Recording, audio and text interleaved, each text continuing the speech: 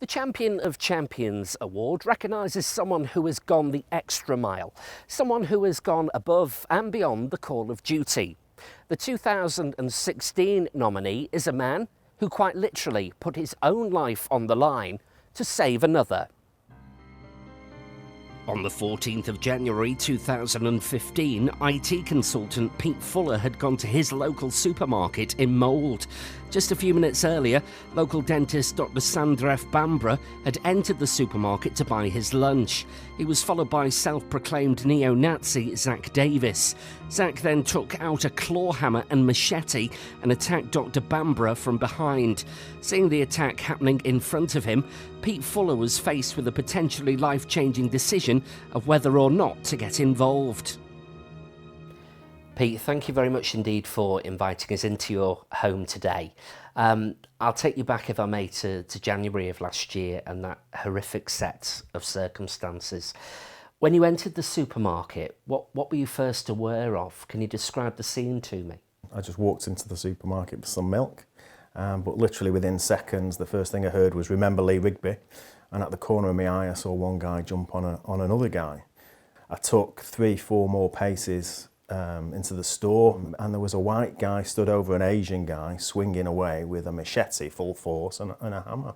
As he's then swinging, it was white power and lots of other racist chants like that to the swings. So there was no doubt right from the initial onset that it was a racial incident. You were faced with a dilemma then, whether you should intervene or not. Do you remember that going through your head, or did you just react? It took time for my head to compute the gravity of what was going on. And it was literally seeing a guy dying in front of my eyes that was what spurred and shocked me into action. It's Sandref's own personal strength and courage. He managed to get himself up initially, but within seconds, the running back down the aisle. I had one choice, I either step aside and let someone die horrifically in front of my eyes, or I try and help and do something, and for me that wasn't a choice. I don't think I'm special. I think most other people, decent people in my shoes that day would have the same thing. Sandref collapsed, like I say, a few paces after he passed me, and it was literally me in the middle of the aisle making myself as big as possible. This guy's running towards me, so I said, "Stop." I said, "This is madness." I said, "I'm ex-forces." So I didn't know how he would react. It did seem to take the wind out of his sails. And he came and literally stood face to face with me, still with these weapons held high, still in aggressive state. You could see in his eyes he was still all raged up. So I took the initiative and I said, "Listen," I said, "I'll stand here," I said, "We'll discuss it." I said, "I'll talk to you about it." I said, "But not while you're holding them." He sighed and said, "Okay." And as soon as he did that and his eyes dropped and he broke his gaze from mine, I knew I had control. But once the police came and took over and I didn't have control, then the nerves stepped in and it was, shaky. Without your intervention, things would have been completely different. There would have been a murder inquiry. Well, thankfully we didn't get to that point. I'm just grateful that, Sandref's still alive, that his family still has him. He's my friend and I will always consider him as a brother because of them events. And Dr. Bambra is a man who, previously to this, you'd never met. No. And, in hindsight, that it makes the situation all the more appalling. Someone who's a trained dentist, who's working for the community, his focus on helping people, he goes out for his dinner to literally then be fighting for his life just because of the colour of his skin. I find appalling, and that's one of the reasons why I'm happy to keep talking about the incident. Your philosophy following this dreadful incident has been to try and spread a message of tolerance, especially amongst young people. It's been amazing to speak to some of the young people, speak to some of the schools that I've had the privilege of doing. It's a brilliant tool for bringing it down to them and putting it in a real context. It's so easy for them to look at the telly, read the newspapers and think this happens to other people somewhere else. I think for the future, the best prospect we've got of beating the racial argument is by educating the kids.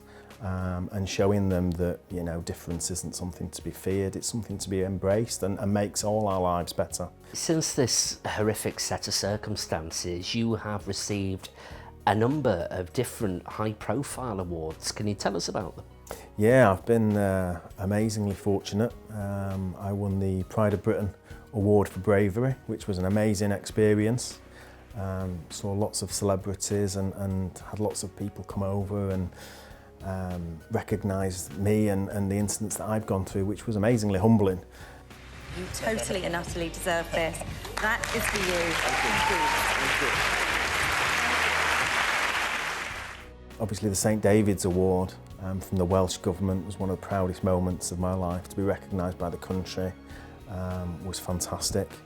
I've been fortunate enough to receive the Police Chief Officer's Commendation for Public Bravery, which was again another amazing ceremony. It was all police officers being recognised for their brave acts, and to be amongst them was very humbling. And I was also fortunate enough to receive the certificate from the North Wales Crime Commissioner, who framed the judges and the Chief Prosecution's words on my actions from court.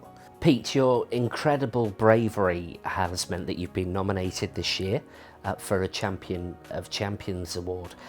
How do you feel about that? What does it mean to you to be nominated for this prestigious award? I'm truly honoured. I've had a lot of recognition, but these are all about our communities, and you know, it's the people that I specifically want to stand up for, and crucial to all the arguments that I say about race hate and educating people to be more tolerant and what have you. You know, to be recognised by such a prestigious community award is absolutely amazing. Well, Pete, you're an inspirational man, a very brave man, and I really do admire the way that you've taken something so horrific and seen so many positives in it. Thank you very much indeed for talking to me. Thank you very much. In September 2015, 26-year-old Zach Davis was jailed for life for attempted murder. He was told he would serve at least 14 years in prison. Judge Rhys Rowland praised Peter Fuller's exceptional courage and said without his intervention, there was every chance Dr. Bamborough would have died in the attack. Dr. Sir Andref Bamborough credited Pete Fuller with saving his life. Faced with extreme danger, Pete Fuller took that split-second decision whether to put his own life on the line in order to save another. Since then, he's been keen to promote a message of racial tolerance amongst young people. For that, he deserves recognition and ultimately our respect. Time now to go back to the awards ceremony to find out who is our Champion of Champions.